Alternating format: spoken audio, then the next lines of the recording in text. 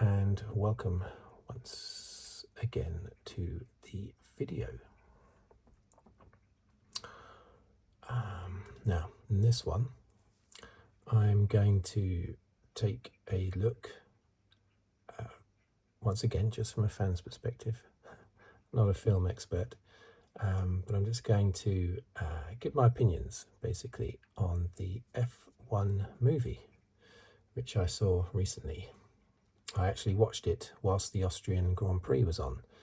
I was recording the Austrian Grand Prix at home, and I just had to hope that nobody in the cinema was going to mention the Grand Prix. There weren't many people in the cinema, for obvious reasons, I guess, because the Grand Prix was on. But yeah, I just recorded it, which I often do with the European races. I'm normally out during the day on a Sunday, doing family stuff.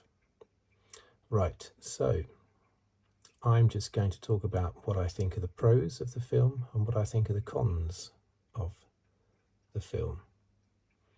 And then one very big, odd thing as well about the film to do with the plot, which I thought was sort of amusing, but also a little bit painful.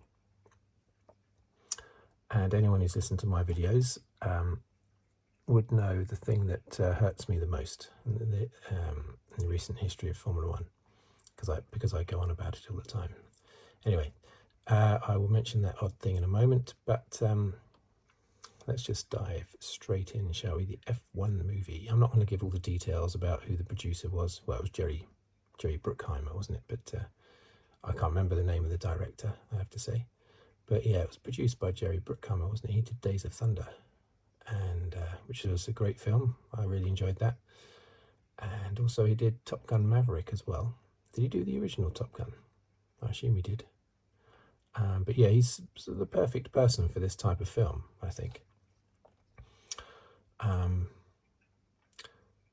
But yeah, I'm not going to give you loads of all the actors' names. Off the top of my head, I can only think of three. And that's obviously Brad Pitt,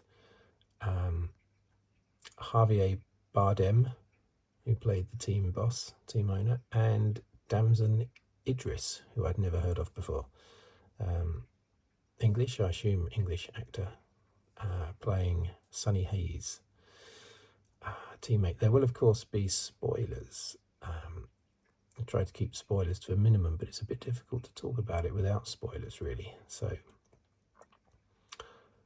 yeah, spoilers beware. Basically, if you haven't seen the film, maybe don't watch this until you have seen the film. Although I don't think it will necessarily, well, it might spoil it actually. I will be giving away quite big plot things later on. Right, so visual effects. That's one of my big pros. Very good. Lots of racing as well. I was a bit worried looking at the trailers. It looked like in the trailer you only ever saw the two apex drivers on track. There was a little tiny glimpse from a race in one of the trailers, but it was 99%. It was just the two apex drivers on the track, and I thought, I hope this isn't just all about testing. I hope they've managed to mix the apex cars in with real footage, which they did very cleverly. I suppose it's not clever these days. It's just the magic of the movies. But yeah, I thought that was fantastic. I also liked the way that when they went to a circuit, they had these distance shots, like helicopter or drone, I should say now, shots from a distance of the circuit as they came into Daytona, as they came into Silverstone, Spa. A lot of these circuits, Las Vegas in particular, they did like that. And that was very impactful. I loved it a bit, especially when they came into Silverstone for the testing early on, and they made a big thing of the distance shot showing Silverstone. I thought that was fantastic, so well done. That's not something I would initially have thought of putting in, those long distance aerial shots. So I thought that was fantastic. That all added to the visual effects, which were great. I'm just going to pick these things. I've written things down, of course, but let me just pick things down random, shall we? I did hear before the film that they were not going to show the drivers, the real drivers, or rather the drivers were not going to talk. There is 2 or 3 words that Max Verstappen says, but he's in the car, he's in his helmet, and all you hear is and because it's a 12A rated film, not an 18 certificate, it's probably best that we don't know what he hears. If they would keep Max true to character. Yeah, he's the only driver that I think that has any lines, but you can't hear what he says. And I like that because it creates a distance. It makes the drivers look more mysterious. For instance, Lewis Hamilton, you see Lewis Hamilton a few times putting his balaclava on, or taking his balaclava off. And but it makes it more exciting. The duel at the end, spoiler alert, the duel at the end between Damson Idris's character, what's his name? What's the character's name? It's quite an ordinary name, isn't it? I can't remember what it is. I should remember that more so than Damson Idris, which is certainly not an ordinary name. But yeah, his character, Sonny Hayes' teammate, is having a duel with Lewis Hamilton, and it's more impactful, I think, and more exciting if you can't see the face, and all throughout the film you haven't had any communication from Lewis Hamilton at all, so he's just like this scary guy in the other car, a bit like the pilots in the planes that are fighting. Are we allowed to say Russian pilots? I don't know. Are they in Top Gun Maverick? Are they actually Russian pilots, the baddies on the other side? I don't know. But whatever they are, whatever country they're from, the baddie pilots in the black helmets and black costume and everything, you don't see their face. You hear them talk, but all they're talking in another language, and they're just going like that. So it just adds to the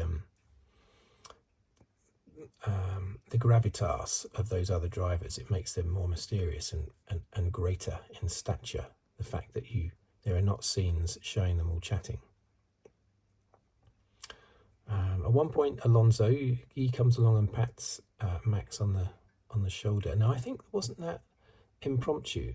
I don't think that was planned, was it? I seem to remember that Alonso patting, was it Sonny Hayes or on the? Yeah, it was Sonny Hayes on the shoulder.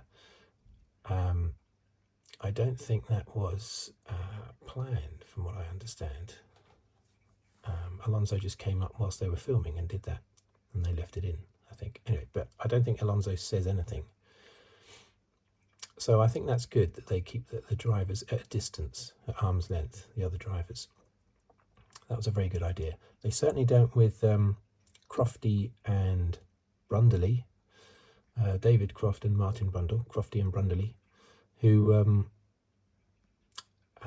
in it a lot. In commentary, you hear the microphone, it's sort of like shows their voices booming around the circuit. In reality, of course, they're commenting on TV, Sky TV. It's separate commentary that is actually on the circuit for Formula One that comes out of the speakers. You have to be right next to one of the big speakers to be able to hear it, though, to be able to hear the commentary. But that's track side commentary by a different team. But in this film, the way they've got the voices echoing, it's supposed to make you think that that everyone, the whole audience at the circuit, is hearing Crofty and Brundley talk. And they even appear in it, don't they? They've got a video shot of them in the commentary box as well a few times. So that's great for them. I think that's okay. Let's hit with a negative. A bit of a negative would be the whole idea. It's a bit stereotypical. Brad Pitt as a driver, that the whole being pulled out of retirement storyline, that's a bit tired. You know, I'm surprised that Brad Pitt wasn't running a farm or something, and he wasn't in a tractor. And the manager turns up to try and convince him to come back. Instead, he was in a laundrette.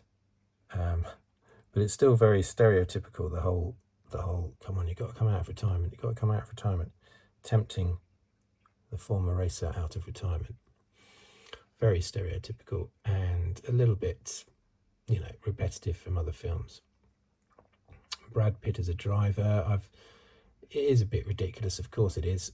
I don't think he's playing he's about 60, isn't he, Brad Pitt? But I don't think he's playing a 60-year-old. I get the impression he's playing a 50-year-old. Because he's constantly talking about 30 years ago, and the shots they show are from the early 90s. The shots they show from the past are from the early 90s. They show, I'll tell you what is ridiculous, is they show Sonny Hayes, supposedly, in a Lotus, about to overtake Ayrton Senna's McLaren in sort of 1990, something like that. I think it was a 1990 Lotus. And the 1990 Lotus was woefully bad, and I think they scored 2 or 3 points all season, Derek Warwick and Martin Donnelly. And I have to, I haven't confirmed this actually, but I think maybe, I'll tell you what, I'm just going to pause this for a moment just to confirm. Hold on a second. Okay, I'm back. Yes, I just had to confirm that, interestingly, the big Sonny Hayes accident was Martin Donnelly in his Lotus. And as I say, the woefully bad Lotus. Now, what Grand Prix was that at? Was it at Jerez? Or was it in Italy? I think it was Jerez in Spain. In 1990, I think. Anyway, Martin Donnelly was thrown clear of the car, his Lotus, which I thought was interesting. Obviously, they would have had to get authorization from Martin Donnelly or permission, I should say, to use the footage of him sprawled on the circuit. But that was totally real. I remember that accident in 1990. Ended Martin Donnelly's career, but it's amazing that it didn't end his life, seeing as he was separated from the car, just like Gilles Villeneuve at Zolder in 1982, which killed Villeneuve. To survive after being thrown from your car like that is incredible. But I remember that accident. So that's quite something that was used. And because they wanted to use that footage of the accident, that's why they had to have him in a Lotus driving back then. That's the only reason why they picked the Lotus, I'm sure. So that they could have, they could show that particular footage of the Lotus accident with Martin Donnelly. But yeah, that was quite something. But anyway, yeah, so he is probably playing a driver of about 50. Now, Alonso is, 43 or something? So it's not beyond the realms of possibility. Plus, Brad Pitt did a lot of the driving. He can drive a Formula 1 car, basically, impressively. So I guess it's not beyond the realms of possibility, but it's having an old movie superstar as the Formula 1 driver. Sort of, it's a bit like Sylvester Stallone when he was doing his when he made Driven in 2001. That film was not particularly popular with anyone or anything, and he was hanging around the F1 paddock for months, going to every race, because he was going to make an F1 film. He decided not to in the end because he just couldn't get into it enough, or in order to make it, he realised it was going to be too difficult to do an F1 film, so he ended up doing an IndyCar film instead. Or back then, Champ Car, because we had IndyCar and Champ Car back then. And it was just a little bit ridiculous. He was playing a retired driver, but they still had him in a scene when he was racing at like 200 miles an hour along some city streets, which was a bit ridiculous. But anyway, and it sort of reminded me a little bit of that. But I have to say his acting is good. Brad Pitt is as good as ever with his acting. Again, very much a stereotype, someone who doesn't have to get emotional, doesn't have to react to the younger driver trying to goad him. And if he does say anything, it's the perfect comeback. It's all very stereotypical. The music, I wasn't a fan of the music. It was a bit too rock and roll. I thought there was going to be more, We Will Rock You in there from Queen. But there was only a tiny bit, not much at all. And the music they did play, it wasn't really, didn't really do a lot for me. It didn't feel very Formula One, the music they did play. The sound in general, though, was very good, the sound of the cars.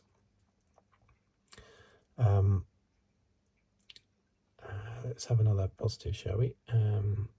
I love the fact that they started with the 24 hours of Daytona. I thought that was great. That would have attracted American viewers as well. It's good. Chuck in some, straight away, go in there with an American circuit, famous American circuit. I've been to Daytona for the 2009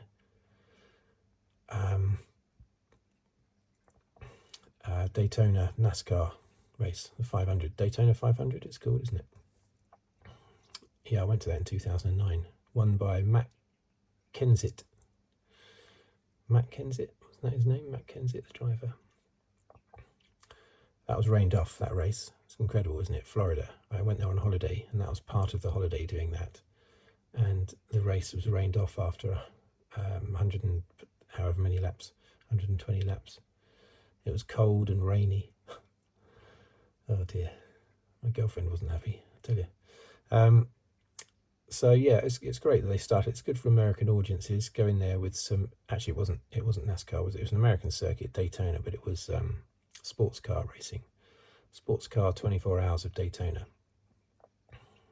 That was a good thing to start with. Start with some action straight away. Get in there with them immediately with action. Which is what Peter Jackson does in his films, Lord of the Rings films and Hobbit films, straight in there with the action immediately.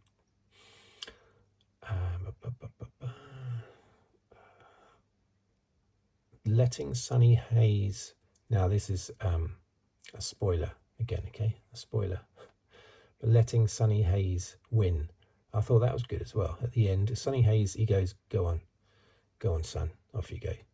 He sort of says into his helmet as he goes to attack Lewis Hamilton. So Lewis Hamilton goes over to defend, so then Idris can come through. And so he sacrificed his race for the younger driver. Oh, so heroic. But then of course the younger driver crashes with Hamilton, and that allows Sonny Hayes to win. And I thought that was great. I thought that was, in a way, it's a bit of a twist. You would normally expect it to be the younger driver wins and Sonny Hayes just walks off into the sunset.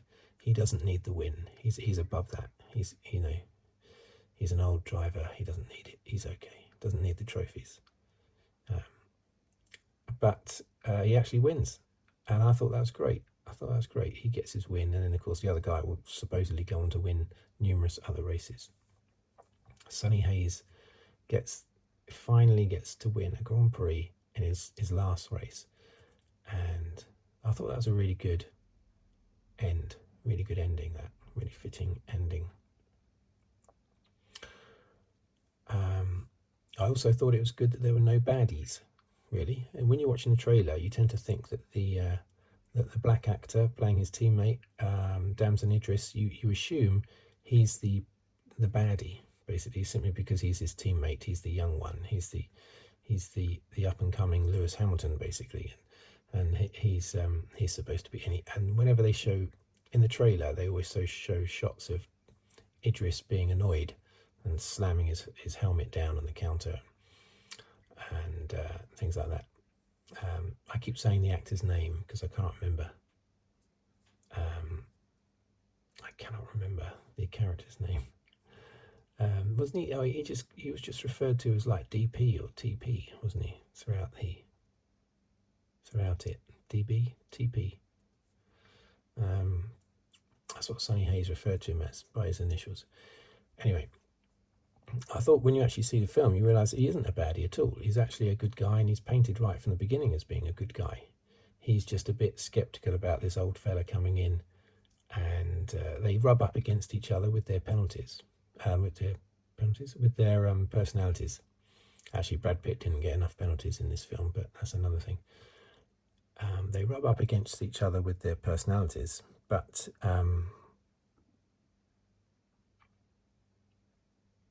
that's, that doesn't mean they're bad. Basically, there's no real baddies. There is, I suppose, one baddie towards the end, the guy from within the team who is trying to sabotage the team so that it can be sold cheaply. And if he manages to do that, then he'll be given control of the team. I guess that's what it was. The investors that wanted to buy the team said, if you can get it to us cheap, in other words, make sure there's no successes. If you get it to us cheap, then we'll make you the CEO or something of the team. So I guess he was a baddie, yes. But I'm glad that there were no baddies amongst the drivers.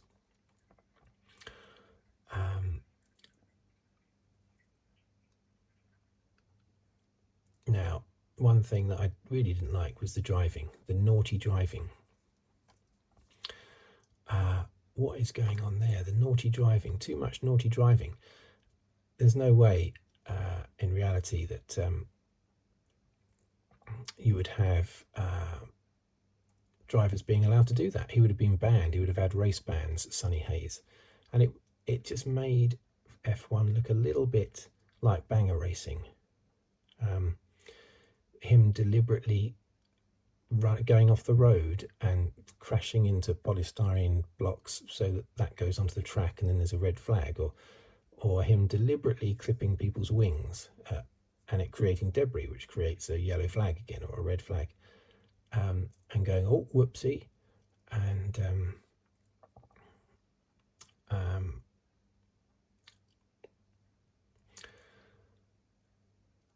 all the teams and all the drivers seem to know that it's happening as well, because reference is made to it. He's asked questions by the press. Oh, is it right that you're doing this? And things like that. And the stewards look into it, and he gets called up to the stewards and things like that. But so everyone seems to know he's doing it, and yet he still gets away with it. And of course, in the real world, that would never happen. And it just makes the sport look a little bit unprofessional. The fact that you can basically do a bit of banger racing.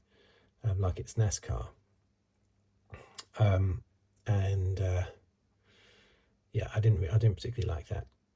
Too much naughty driving. And it doesn't make you respect Sonny Hayes, the character, either, if he's doing things like that. If the only reason why they're getting results is because he's smashing and bashing into other cars deliberately, that's not on, basically. So I didn't like that at all.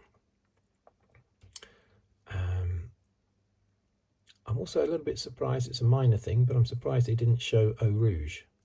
That was a bit odd. Why not show Eau Rouge? They had a long shot of as they were approaching Eau Rouge in the Grand Prix, and then they changed to something else. I can't remember if it was in-car footage or something. So they missed them going through Eau Rouge. That's an obvious thing to film, isn't it? Or they could have had the Apex cars doing something amazing through Eau Rouge with the other cars. So that's a bit odd. They missed that out.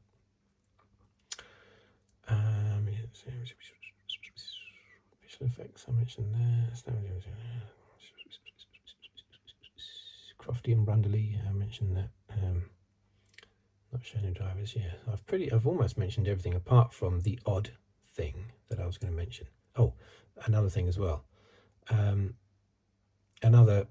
bit of a negative is this stereotypical flashbacks.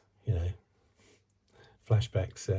It reminded me of Ted Stryker in the comedy Airplane, where he's constantly getting flashbacks to it's World War II planes, which doesn't make any sense, of course, because he's way too young to have been in World War II. But the flashbacks are like World War II, or maybe there's a bit of Korean War in there or something. But it's obviously it's a comedy, so they're doing that deliberately for a laugh. But yeah, the old driver in this case constantly getting flashbacks to his accident. It was great seeing a little bit of footage from the past like that, even though it's been corrupted, of course. A Lotus would not have been overtaking a McLaren in the early 90s.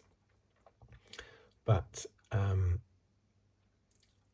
was just so very stereotypical. Again, you know, coming out of retirement, won't talk about what happened to him in the past, apart from his new girlfriend, of course. Which is another stereotypical thing, but you have to have that sort of romance in the film, don't you? But yeah, he was a little bit Ted Stryker from Airplane with his flashbacks. Oh, and another stereotype, the clumsy mechanic. That's there's always a clumsy, goofy person who keeps dropping the spanners. And you think, how on earth are they in the team? And the only reason why they're there is so that your hero character can go up to them, put their arm around them, make them feel good, and suddenly they turn into this fantastic machine that never makes a mistake because of the words that's been said to them by the hero. And it's a bit patronising that, of course, they made that clumsy mechanic a woman. I don't think that was a good thing to do. A long blonde-haired woman. Are they? You know, what are they saying there? That it's more likely that a woman would be a clumsy mechanic than a man. I thought that was a bit of clumsy casting there. I don't think they should have made it a woman, but of course they had to, because it would have looked a bit weird if Sonny Hayes was, you know, being friendly and everything to a bloke, to a hairy bloke, you know, putting his arm around a hairy bloke to make them feel better. But yeah, I didn't like the whole clumsy mechanic thing. So what was the other thing I was going to mention? The last thing. Oh yeah, the odd thing, the very strange thing, considering this was produced, or he was one of the producers, Lewis Hamilton, and at the end, it's basically a reenactment of Abu Dhabi 2021. It's Hamilton out front being harassed by someone on fresh tyres, whilst Hamilton's on old tyres. And he's being harassed, and then on the last lap, it sort of like all ends in disaster with that person getting past. Well, actually, they end up crashing, don't they? But I thought, wow, that's, you know, Hamilton must have seen the irony there. It is almost a reenactment of Abu Dhabi 2021 at the end of the film.